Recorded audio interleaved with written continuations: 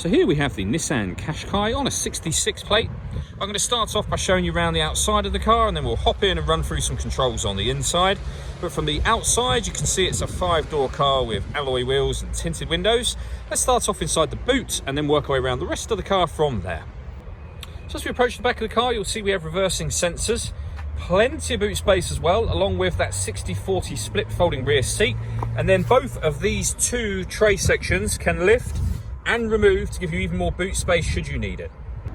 Okay, so we're just going to work our way back round to the front of the car, and then we'll hop in and run through some controls on the inside. But now that we've done a full circle of it, you can see it's in excellent condition the whole way round. Just briefly before we climb in, I think it's well worth seeing the interior from this exterior point of view. You get full leather seats. There's plenty to run through on the dashboard, so let's hop in and we'll do that now.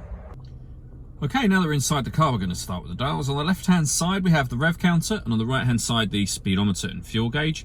In the middle, you can see the total miles for this car, which are 12,763. The information displayed above that can be changed using buttons on the steering wheel. We have a digital readout for the speedometer, as you can see at the moment.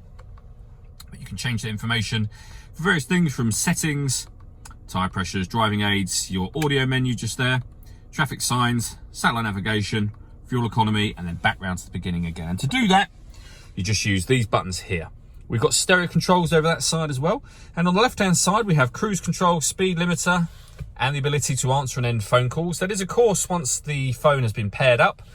And that is done on the touchscreen in the center just here. Hit the phone icon, then connect, and then pair a new device, and follow the instructions on screen from there. We're not going to do that at this point in time, so I'm going to hit cancel. When it comes to music in this car, we have FM radio, as you can see, AM and DAB as well. If you want to listen to your own music, you can do that via the CD player, the auxiliary input, the USB input, and also you can stream your music wirelessly via Bluetooth audio as well.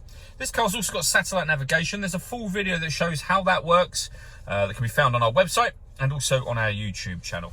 But it's accessed via these buttons just up here. And on top of all of that, we have a 360 parking camera as well. So on the right hand side, we have a reverse camera, and on the left hand side, we have a bird's eye view image of exactly where the car is parked now. And it goes a couple of steps beyond that. If we press the camera button, we get a front facing camera and that bird's eye view, or a front facing camera and the front passenger side wheel.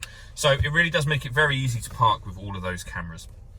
Below that, we have dual zone climate control, so you can adjust the passenger and driver temperatures, the fan speed up and down. From here, you can determine where you'd like the air to be redirected once it enters the vehicle. Then when you're happy with those settings, that button turns your air conditioning on, and same again to turn it off, of course. Or hit auto, and the car will now take control of the direction of the air and the fan speed to maintain those temperatures for you. Just override that at any point in time you wish to and put it back on whatever setting you want it on there.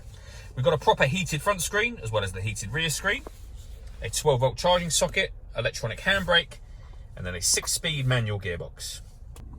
We'll then have both driver and passenger heated seats and a full-size panoramic glass roof. So you can see the sunblind is closed at the moment. If we hit the button just up here, that will now open electronically all the way to the back of the rear seats, and as you can see, that lets in a huge amount of extra light. All that leaves me to say is thank you for taking the time to watch this video. If you'd like to come and see the car in person and have a test drive, please feel free to call any of our MJA sites. We'd love to hear from you soon.